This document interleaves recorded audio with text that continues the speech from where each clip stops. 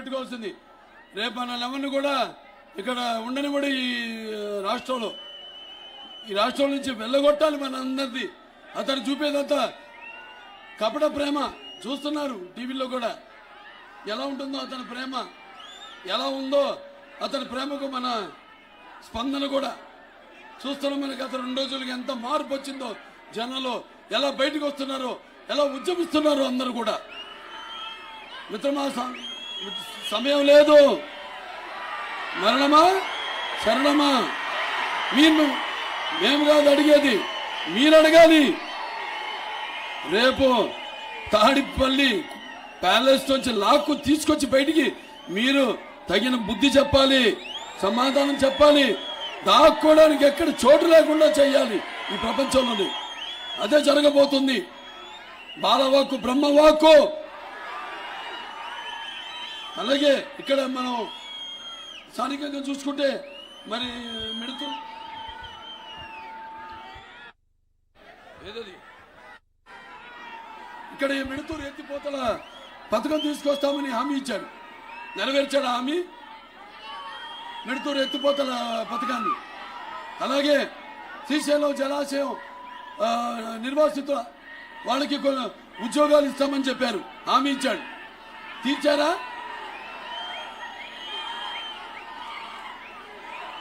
ఆనాడు ఇచ్చిన ప్రతి హామీని కూడా ఈనాడు ఏవైతే ఉన్నాయో ప్రాజెక్టులన్నీ కూడా పూర్తి కాకుండా ఆనాడు అధికారం కోల్పోవడం వల్ల నిలిచిపోవడం జరిగింది తప్పితే వీళ్ళు ఒక్కదానికి కూడా భూమి పూజన చేసిన పాపానికి పోలేదు. రోడ్లు చూస్తున్నాం ఎంత అధ్వానంగా ఉందో, ఒక గొయ్యి కూడా మట్టితో పూడ్చిన పాపానికి పోలేదు. సో గుర్తుపెట్టుకోండి అన్ని. మీరంతా కూడా అందరు కలిసికట్టుగా నేను ఎప్పుడు అంటుంటాను, నాకున్న జ్ఞాన సంపదలో బ్రాహ్మణుని, ఐశ్వర్యంలో వైశ్యుని, మంచిగా మానవుని, మంచి చేతులు తిరిగే మాదిగని, కష్టాన్ని నమ్ముకున్న కమ్మరిని, కొమ్మరిని, కంసాని, రజకుని, నాయ బ్రాహ్మణుని, కల్మషంలోని యాదవుని, ఆపదలో ఆదుకుని వెలమని, వ్యక్తిత్వంలో రాజుని, అమ్మను అనిపించే కమ్మని, పౌరుషంలో రెడ్డిని, భుజబలంలో కాపుని. రక్తానికి జాతి లేదు, మాంసానికి మతం లేదు, చర్మానికి కులం లేదు. అందరు కూడా కలిసి కట్టుగా రేపు జరగనున్న ఈ ఎన్నికల యుద్ధ రణరంగంలో వైకాపాని చిత్తుగా ఓడించి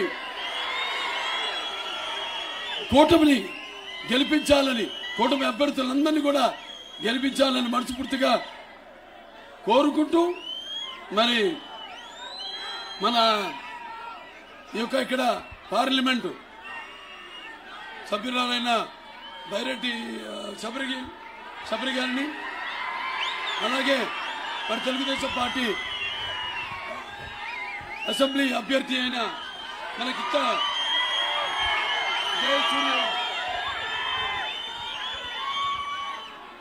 ఇద్దరిని కూడా మీ యొక్క ఇద్దరికి సైకిల్ గుర్తుకే మీరు ఓటేసి ఇద్దరు అభ్యర్థులను గెలిపించవలసిందిగా కోరుకుంటున్నాను. ఎందుకంటే చాలా కొన్ని ఇప్పుడు ఈ హైవే అయితే ఇప్పుడు చూస్తున్నా, గుంటూరు మన Kurnool Guntur road KG road highway, KG highway.